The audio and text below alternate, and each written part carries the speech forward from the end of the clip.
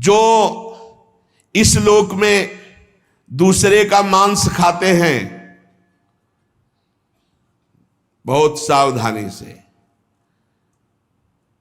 दुर्गति होती, पक्का दुर्गति होती। ये मांस खाने वाले ध्यान से सुन ले, पूर्व में जो किसी भी पशु का मांस खाते हैं उनको तो पहले नरक का दंड मिलेगा, फिर वही पशु बनेंगे, वैसे काटे जाएंगे। और जो ज्यादा पशुओं का मांस काट के खाते हैं तो उनके घर में घटना भी हो जाती है, कोई न कोई विनाशकारी घटना घटेगी। पूज्य श्री भाईजी महाराज हनुमान प्रसाद पोद्दार जी ने एक प्रसंग में बताया कि एक परिवार था जो बकरा और मुर्गी इनको घर में लाता और काट करके खाता। उनके 3 बालक थे, एक 4 महीने का था, एक 3-4 साल का था और एक 12 वर्ष का था। वो रोज देखता 12 वर्ष वाला कि ऐसे वो में कर रहा, उसको काट रहे हैं और फिर वो बनाया जाता, खाया जाता है। तो एक दिन अपने छोटे भाई को ले गया, उसकी बुद्धि खराब हुई और वही गड़ासा, और उसने कहा चलो खेलते हैं, पापा जैसे काटते हैं ना मुर्गी वैसे खेलते हैं। तो छोटा 3-4 साल का था, उसने हाँ छत में ले गया और चढ़ बैठा, जैसे चढ़ के बकरे के ऊपर मुर्गी के ऊपर, और बस वो काट डाला।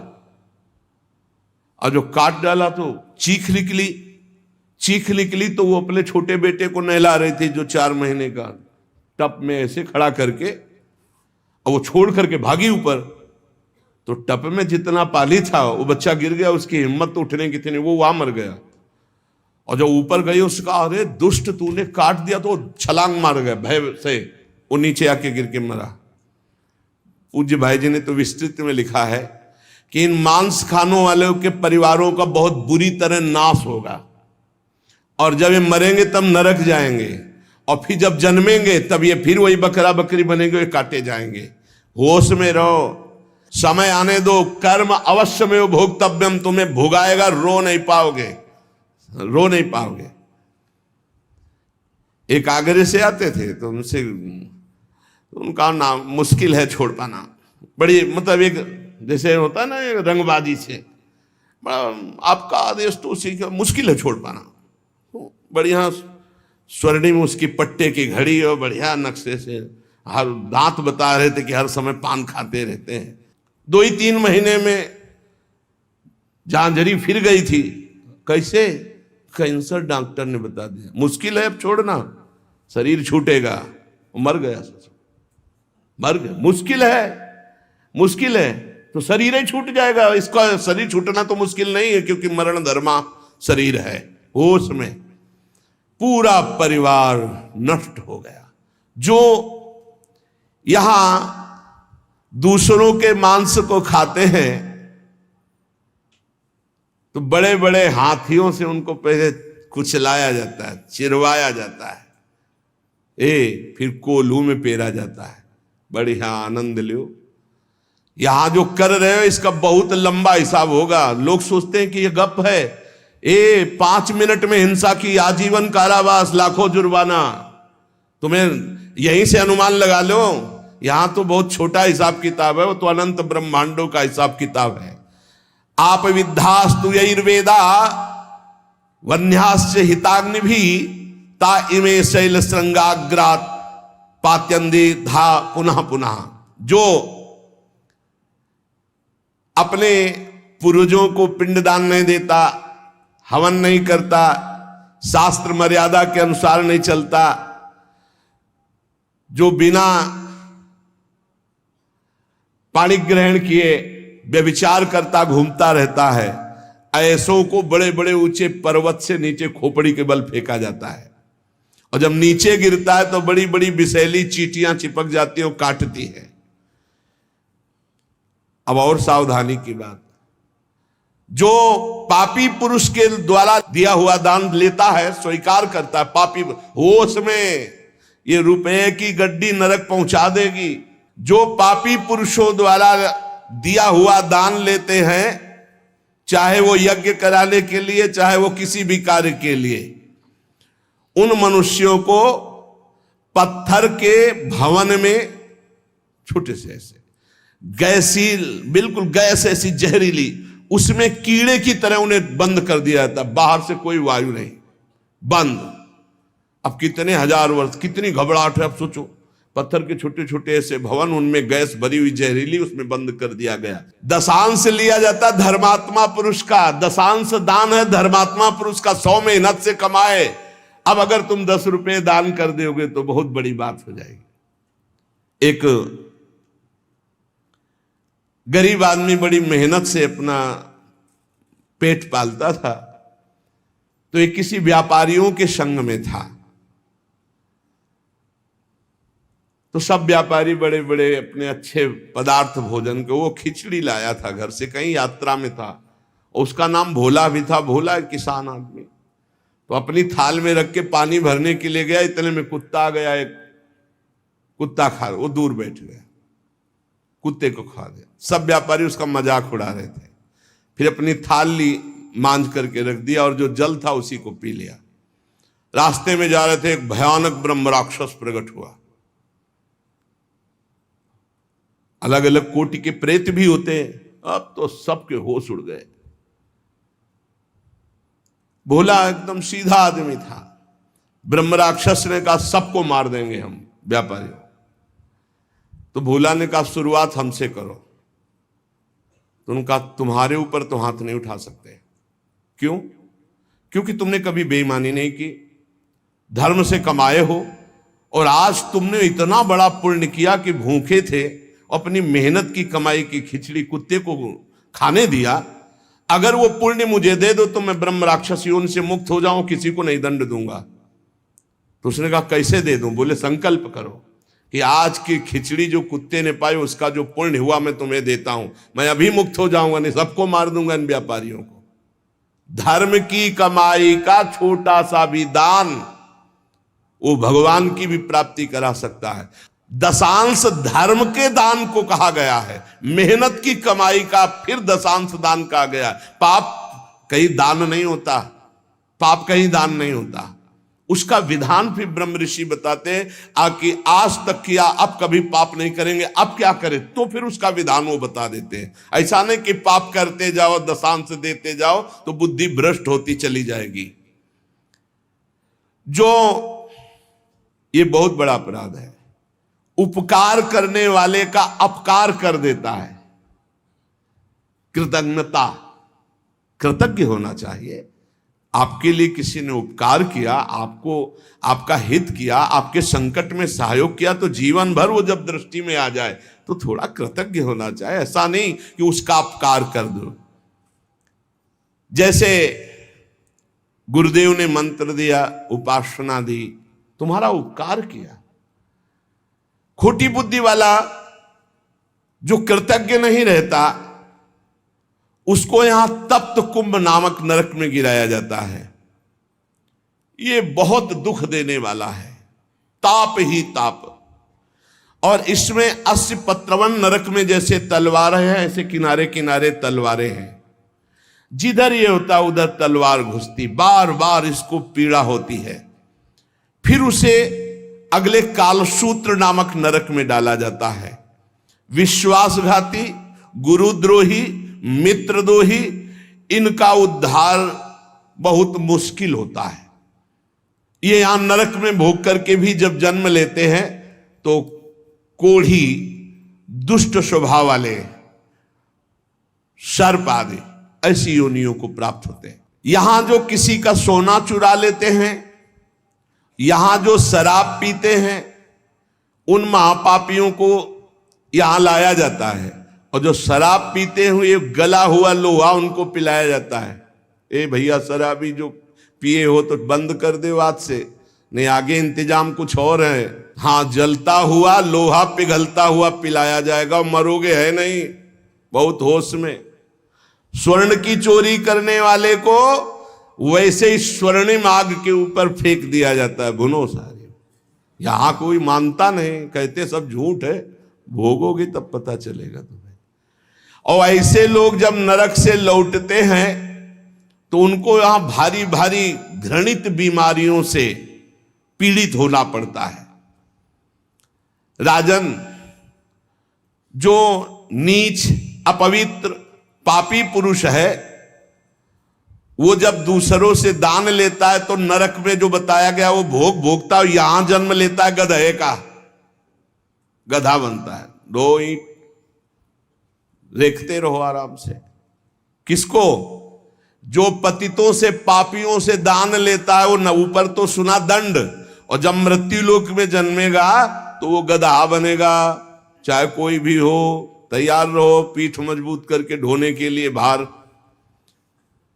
जो अधिकारी नहीं है, पतित है, उससे जो पैसे के बल से पूजा करवाता, यज्ञ करवाता है, उस द्विज को जब नरक जाके पहले भोगेगा और फिर लौटेगा तो विष्ठा का कीड़ा होना पड़ेगा। जो पैसे के बल से पतितों को भी, आओ पूजा कर ले, आओ यज्ञ करवा देते हैं तुम्हारी, नहीं, पहले जजमान का परीक्षण होता है, अधिकार होता है। ऐसे द्विज को नरक से लौटने पर विष्ठा का कीड़ा होना पड़ता है।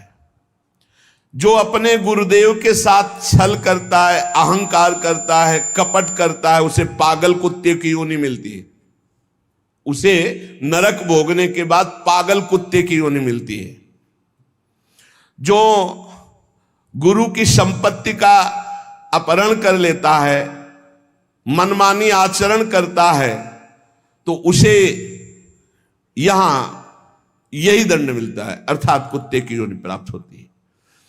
जो अपने माता पिता वयोवृद्ध का अपमान करता है, कटुवचन करता है, उसे यहां पक्षी की योनि प्राप्त होती है। जो बीमार रहता है हर समय, पक्षी, कष्ट से युक्त पक्षी की योनि। जो अपनी भाई की स्त्री का गलत भाव, तो वो कछुए की योनि प्राप्त होता है, बड़ा कष्ट में जीवन उसका व्यतीत होता है। जो यहां अपने मालिक के साथ दगाबाजी कर देता है, वो बंदर की योनि को प्राप्त होता है। जो दूसरे की धरोहर हड़प लेता है तो नरक भोगने के बाद वो नाली में कीड़ा बन करके रेंगता है। जो दूसरों के दोष देखता रहता है, वो नरक भोगने के बाद यहां अंधा पैदा होता है, आंखों से अंधा पैदा होता है। जो अपने मित्र या अपने प्रियजनों के साथ विश्वासघात करता है, वो मछली की योनि हजारों बार जन्म लेता है। जो मनुष्य यहां जौ, तिल, धान, अन्न इसकी चोरी करता है या अनाज के खेतों में आग लगा देता है, वो नरक भोगने के बाद यहां नेवला और चूहे की योनि प्राप्त करता है। जो पराई स्त्री के साथ संभोग करता है, उसको नरक भोगने के बाद यहां भेड़िया बनाया जाता है। जो पराये पुरुष के साथ संभोग करते हैं, वो वहां नरक भोगने के बाद यहां कुतिया की योनि प्राप्त होती है। कुत्ता, सियार, बगुला, गिद्ध, सांप, कौआ, इन योनियों में क्रम से जाता है जो पराई स्त्री और पराये पुरुष के साथ संभोग करता है। इसे मनोरंजन मत समझो, खिलवाड़ मत समझो। जो खोटी बुद्धि वाला पुरुष अपने बड़े भाई की पत्नी, जो मां के समान है, उसके साथ बलात्कार करता है, वो नरक भोगने के बाद कामी, नाना प्रकार से बीमार पशु योनियों को प्राप्त होता है। कई प्रकार के कष्टों से उसका जीवन युक्त है। जो अपने मित्र की पत्नी से विश्वास दिलाकर, मित्र को विश्वास दिलाकर उसकी पत्नी, वो यहां के सुअर पैदा होता है, सुअर बनता है। यज्ञ में, दूसरों को खवाने पिलाने में, दूसरों के मंगल विधानों में जो विघ्न डाल देता है, किसी की कन्या का विवाह हो रहा है, कोई यही कहीं यज्ञ हो रही, कहीं नाम की, उसमें विघ्न डाल देता है, उसको नहीं होने देता है, वो नरक भोगने के बाद फिर यहां आकर विविध कीड़े की योनियों में, विविध प्रकार, अभी ये कीड़ा फिर ये कीड़ा फिर ये कीड़ा, ऐसे जन्मता है। जिसने देवता या ब्रह्म ऋषि उनको ये बोल दिया कि मैं ये दूंगा, आपको ये दूंगा, और फिर नहीं दिया, कर्जा है तुम्हारा, ऐसे नहीं बोलना चाहिए, ऐसे नहीं बोलना चाहिए। अयाचक वृत्ति से जो रहते हैं, कभी नहीं महाराज हम आपका ये काम कर दें, आपको ये दे देंगे, आपको एक कर्जा हो गया, अब अगर नहीं दिया तो नरक भोगोगे, और नरक से निकलने के बाद कौआ बनोगे। जो अपने पूजनियों का अपमान करता है, बड़े भाई का अपमान करता है, वो क्रौंच पंछी के रूप में जन्म लेता है। बहुत सावधान होना चाहिए। जो तुम्हारे साथ उपकार करे उसके साथ तुम्हारा नम्र व्यवहार होना चाहिए। यदि उपकार नहीं किया तो तुम्हें बिच्छू की योनि प्राप्त होगी, बिच्छू बनना पड़ेगा। जो सोए हुए मनुष्य की हत्या कर देता है, शस्त्रहीन है या सोया हुआ है उसकी हत्या कर देता है, या किसी स्त्री की हत्या कर देता है, या बालक की हत्या कर देता है, वो 1000 बार गधे की और कीड़े की योनियों को प्राप्त होता है। बहुत संभल करके। जो दूसरों के भोजन व्यवस्था को नष्ट कर देता है उसे मक्खी की योनि प्राप्त होती है। अन्न चुराने वाला बिल्ली की योनि, घृत आदि चुराने वाला चूहे की योनि, जो दूसरे के अर्थ की चोरी करता है सर्प की योनि, दूध वाले पशु या दूध आदि चुराने वाले बगुले की योनि, इसी तरह डांस, चींटी, बिलैया, बहुत सी योनियों की प्राप्ति होती है। हे महाराज, मैं तुम्हें कहां तक बताऊं, ये जितने जीव हैं ये सब नरक से आए हुए हैं। एक मनुष्य योनि भगवान ने कृपा करके दी है, जिससे हम अब भगवान की प्राप्ति कर सकते हैं। जब कोई जैसे कर्म करता है उसको दंड मिलता है। तो सुमति जी ने कहा पूरे जीवन का पता कैसे चलता है? पूरे जीवन का पता कैसे चलता है कि जब से पैदा हुआ तब से मरने तक इसने ये पाप किए, ऐसे ऐसे पाप किए? उसका क्या प्रमाण आपके पास होता है जिससे आप उसको दंड देते हैं? तो उन्होंने कहा कि हमारे यहां एक बहुत बड़े लेखक हैं चित्रगुप्त जी, और सबके यहां विराजमान, सबके पास विराजमान। चित्रगुप्त जी सब रूपों में विराजमान, सबके पास विराजमान। बड़ा भागवतिक सिस्टम है। ये चित्रगुप्त जी बड़े सूक्ष्म हैं। ये पूरी फिल्म तैयार करते हैं, केवल लिखा पढ़ी नहीं, पूरी सीन सहित, किस समय किस, और इनकी प्रतिक्रिया को कोई समझ नहीं सकता। ये दैवी शक्ति है चित्रगुप्त जी। इनका चित्रगुप्त नाम रखा गया है। ये प्राणियों की पूरी सीन तैयार करते हैं, लिखित और सीन। ये आपने ऐसे, जैसे महाराज मांडव्य जी जब सूली की नहीं कटी, आपको कई बार सुनाया है, तो यमराज जी के पास गए और उन्होंने कहा कि हमने कौन सा पाप किया जो आपने हमको ऐसी सजा दी? तो कहा देखो, तो उनको दिखाई देने लगा मानस पटल पर कि उन्होंने तितली की गुदा में बंबूल का कांटा डाल के छोड़ दिया था, तो उनकी गुदा में सूली काट दी गई, निकली नहीं। पूरी सीन सहित चित्रगुप्त को, वहां कोई ये नहीं चलेगा कि एक भी बात का धोखा हो गया। ये निरंतर कर्मों को लिखते रहते हैं और मृत्यु के पश्चात यमराज के सामने प्रस्तुत कर देते हैं। अब वो बही कौन है? जिसमें चित्र सहित लिखा हुआ है, मन, तुम्हारे मन में ही है। ये जो आप भजन करते हो ना, बहुत ध्यान से सुनना, जहां आप राधा राधा राधा, तो आपके मन में जलन होती है और सीने शुरू हो जाती है निकलना, गंदी गंदी बातें, गंदी कल्पनाएं, गंदा चिंतन, ये सब तुम्हारी बही से डिलीट हो रहा है। यही डिलीट हो रहा है। जितनी बातें निकल रही वो सब भोगनी नहीं पड़ेंगी, खत्म होती चली जा रही। बस पकड़ना मत, राधा राधा राधा राधा। बोले कई महीने हो गए वही चल रहा है, तो वही भरा है, चित्रगुप्त ने वही भरा है। अब वो सब खाली हो रहा है। ए बहुत बढ़िया, वो सर खाली कर डालो पूरा। निर्मल मन जन सो मोहि पावा, मोहि कपट छल छिद्र न भावा। ये चित्रगुप्त जी की बही क्या है? तुम्हारा मन, तुम्हारे मन में ही लिखते हैं और कहीं नहीं। उनका कोई अलग रजिस्टर नहीं है। वही मन जो पापाचरण सोचता है, करता है, उसी में लिख रहे हैं वो। बहुत सुंदर बात है। जो भजन करते हुए निकलते हैं ना, बिल्कुल डिलीट हो रहे हैं। इतना भजन करो, पूरा खाली कर डालो, जीवन मुक्त हो जाओगे। कार्यों का जो भी लेखा जोखा चित्रगुप्त जी लिखते हैं, उसी के अनुसार फल मिलता है। ये चित्रगुप्त जी वास्तव में हमारे अंतर मन में लिख रहे हैं बैठे हुए, जो निरंतर हमारे कार्यों का चित्र सहित लेख कर रहे हैं। गुप्त है, उस रजिस्टर को केवल धर्मराज पढ़ सकते हैं, दूसरा नहीं। और चित्र सहित है, इसलिए उनका नाम है चित्रगुप्त। मन रूपी रजिस्टर को कौन पढ़ सकता है? पूरा अनंत जन्मों का। जिसे सुमति जी कह रहे थे 10,000 वर्ष जन्म का मैं देख रहा हूं, तो देख क्या रहा हूं? उसी में है, तुम्हारी चिप में है, मन रूपी चिप में। इन्हें ईश्वरीय शक्ति प्राप्त है चित्रगुप्त जी को। ये सत्यनिष्ठ, कभी एक भी बात व्यर्थ नहीं लिखते, वही लिखेंगे। किसी का पक्षपात नहीं रखते।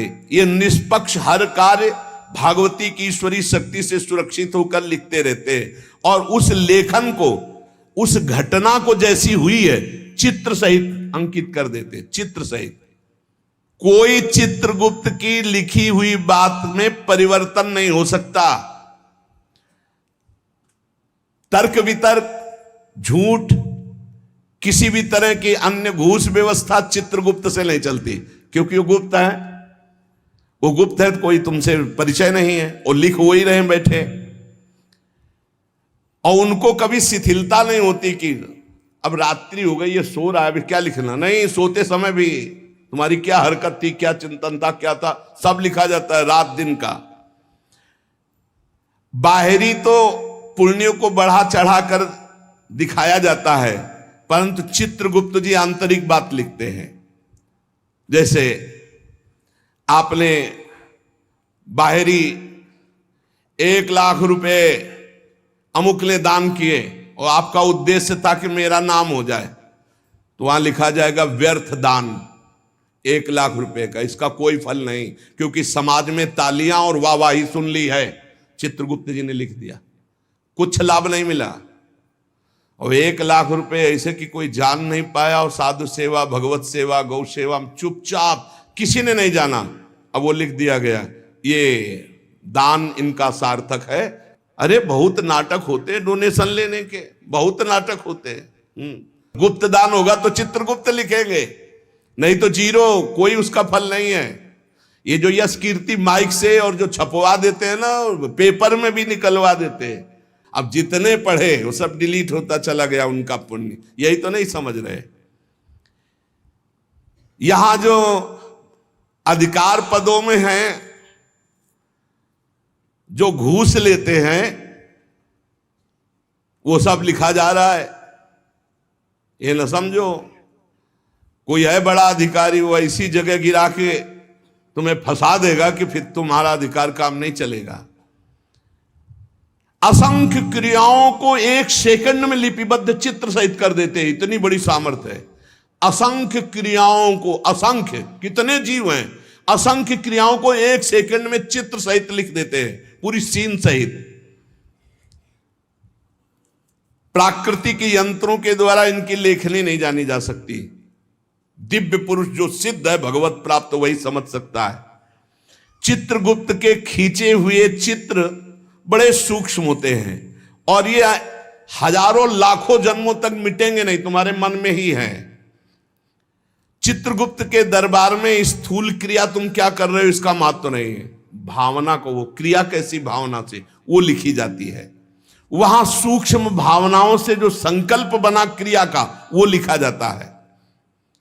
गुप्त मन में एक भाग में ये लिखा पड़ी होती है, एक भाग में क्रिया का संकल्प बनता रहता है। दान, यश, कीर्ति, तपस्या, अगर ये बाहरी दिखावे के लिए है तो जीरो, वहां लिख दिया जाता है।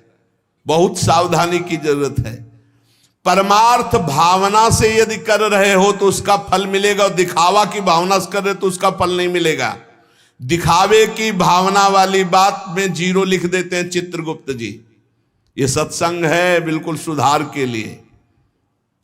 धर्म प्रचारक स्वार्थ की वासना तो परिणाम 0। धर्म प्रचारक परमार्थ की भावना तो नंबर मिलेगा। किसी को सहयोग देना और अपनी धन्यवाद कहलाने के लिए नंबर 0। सहयोग करना, उसका मंगल हो, नंबर आ जाएगा। संसार में बाह्य रूप रेखा का मूल्यांकन संसार करता, चित्रगुप्त नहीं।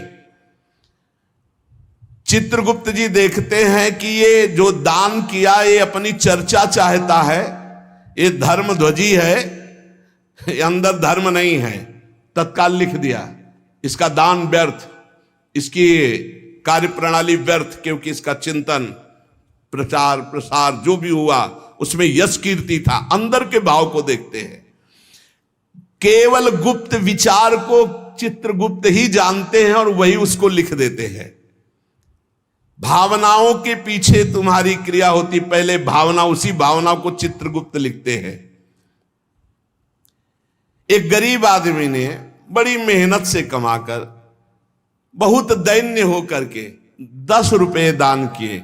उस 10 रुपए के दान के बराबर धनी आदमी का 10 करोड़ रुपया भी नहीं होगा। लेकिन वो गरीब आदमी जो सकुचा करके मुझ गरीब के पास क्या, और 1 रुपया 10 रुपया दिया। इसीलिए हमने देखा बड़े संतों को कि अगर किसान और गरीब आदमी 100 200 500 भी चाहते, लाओ लाओ, और बड़े प्यार से ले लिया। और वहीं 18-20 लाख MLA दे रहे थे तो उनको जाओ नहीं। ऐसे हमने देखा, बड़े गुरुजनों को देखा जो पूर्व में संन्यास मार्ग में थे। क्यों? क्योंकि वो मेहनत से कमाया हुआ, दैन्य होकर के खून पसीने की कमाई वो दे रहा, वो भजन करवाएगा। बहुत सावधानी की।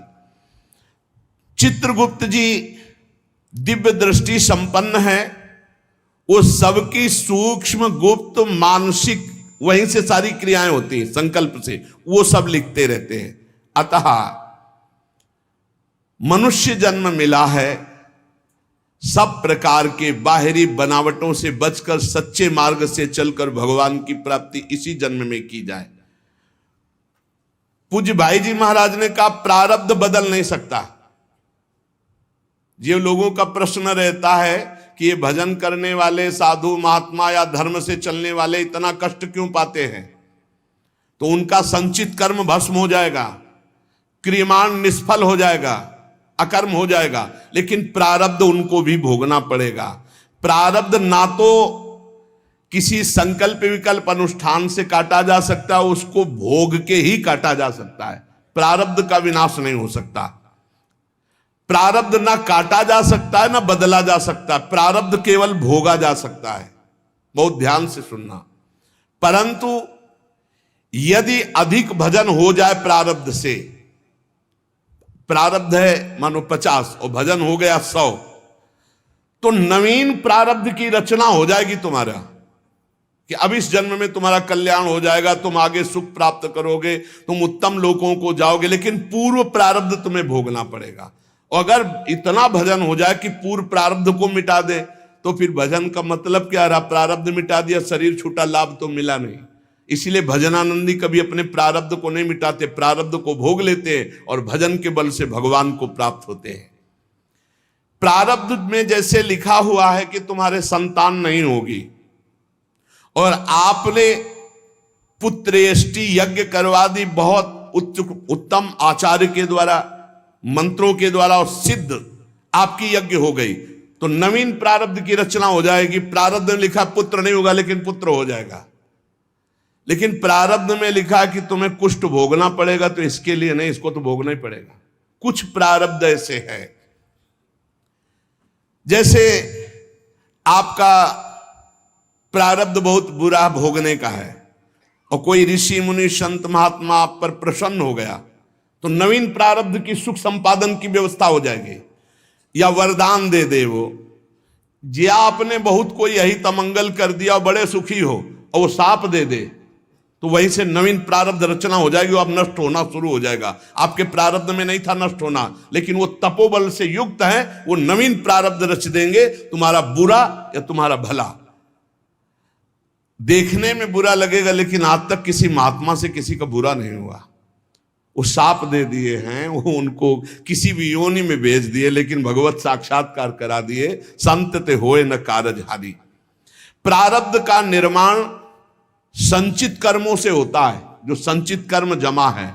इसलिए भजन करने वाले को चाहिए कि अनुकूल या प्रतिकूल जैसा प्रारब्ध आवे उसे चुपचाप भोग लो, मिटाने की कोशिश मत करो, भजन से भगवान की प्राप्ति करो। संचित भस्म हो जाए, ये नरकों की दुर्गति से बच जाओ।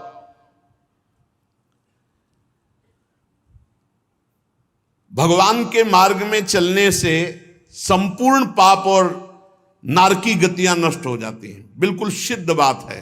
नाम संकीर्तनम यस्य सर्व पाप प्रणाशनम।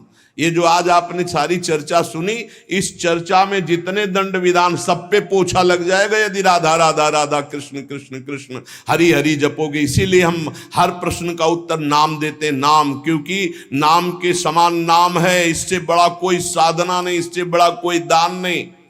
बस बचते रहो, कहीं कोई ऐसा कर्म न बन जाए जो तत्काल तुम्हारे प्रारब्ध को बदल दे और बुरा प्रारब्ध ले आवे। साधु अवज्ञा तुरत भवानी, कर कल्याण अखिल के हानि। साधु वैष्णव भगवत भजनानंदी जनों से थोड़ा डर के रहो कि कहीं इनके दिल को हमारा वचन, हमारी चेष्टा दुखद ना हो जाए, कहीं कोई हम इनकी निंदा न कर बैठे, कहीं कि इनका अपराध। साधु एकमात्र ऐसा है, वैष्णव साधु भगवत भजन करने वाला, कि तुम्हारे सारे सुकृतों को एक पल में नष्ट कर सकता है। भक्तन निंदा अति बुरी भूल करे जिन कोय, किए सुकृत बहु जन्म के छिन में दारे खोए। भगवान का नाम कीर्तन, भगवान की कथा में बड़ी अपार सामर्थ्य है। एक भयंकर प्रेत एक कथावाचक कथा करके जा रहे थे, तो रास्ते में वो भयंकर प्रेत प्रकट हो गया। बार बार इधर उधर उधर प्रकट होता। कई बार घटना ऐसी देखी है, आंखों देखी है।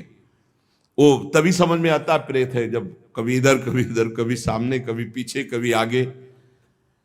अब वो तो एक पूर्व के समय में था, तो एक हाथ में लालटेन थी संध्या के समय, एक हाथ में पोथी थी भागवत की। अब वो छू सकता नहीं था, बार बार भयावह रूप रखता। उन्होंने कहा कि हमें लग गया है पता कि आप अधोगति को प्राप्त कोई जीव हो, प्रेत योनि को प्राप्त हो। थोड़ा तो डर लग रहा है हमें, पर हमें तुम छू नहीं सकते हो, क्योंकि मैं नाम जपता हूं, मेरे साथ भागवत है। प्रेत ने आए समीप आकर कहा कि डर नहीं लग रहा तो अब मैं तुमसे बात करता हूं। मैं तुम्हें तंग करने नहीं आया। और रोने लगा। मैं अपना उद्धार कराने आया हूं। तुम पिता के समान हो, जो नाम जप करता है, भगवत चर्चा करता है, वो सारे चराचर को पुत्र के समान प्यार करता है। मैं भी तो आपका पुत्र हूं। मैं दुर्गति को प्राप्त हो गया हूं। आज तक मुझे ऐसा कोई दिखाई नहीं दिया जिससे मेरा कल्याण होता। आज आप दिखाई दिए जिससे मेरा कल्याण होगा। मैं बुढ़वा नाम का प्रेत हूं, जो पानी में ही रहता हूं पर पानी नहीं पी सकता हूं। बड़ी दुर्गति होती है। इसी तालाब में रहता हूं, रास्ते से निकलने वालों को देखता रहता हूं कि कोई ऐसा निकले जो मेरा उद्धार कर दे। मैंने कभी किसी का प्रेत योनि में कुछ नहीं बिगाड़ा है, परंतु अब मेरा चैन हट गया। अब बहुत व्यथा, बहुत कष्ट हो रहा है। हरिनाम या हरि कथा दो से ही मेरा उद्धार हो सकता है। और रो रो करके दूर से ऐसे गिर पड़ा चरणों में। तो उन्होंने कहा अगर ऐसी बात है तो आज आप चैन से जहां चाहो रह लो। कल से मैं अपने घर में आपको निमंत्रण देता हूं आना, और घर में ही हम 7 दिन भगवान की कथा कहेंगे, तुम्हारा कल्याण हो जाएगा। और हर कथा की शाम को नाम कीर्तन तुम्हारे लिए करेंगे। पंडित जी ने उसके प्रारब्ध को नष्ट कर दिया। 7 दिन की कथा, 7 दिन का नाम कीर्तन, वो बुढ़वा प्रेत भगवान के धाम को गया। जैसे 7 दिन की कथा धुंधकारी को परम पद।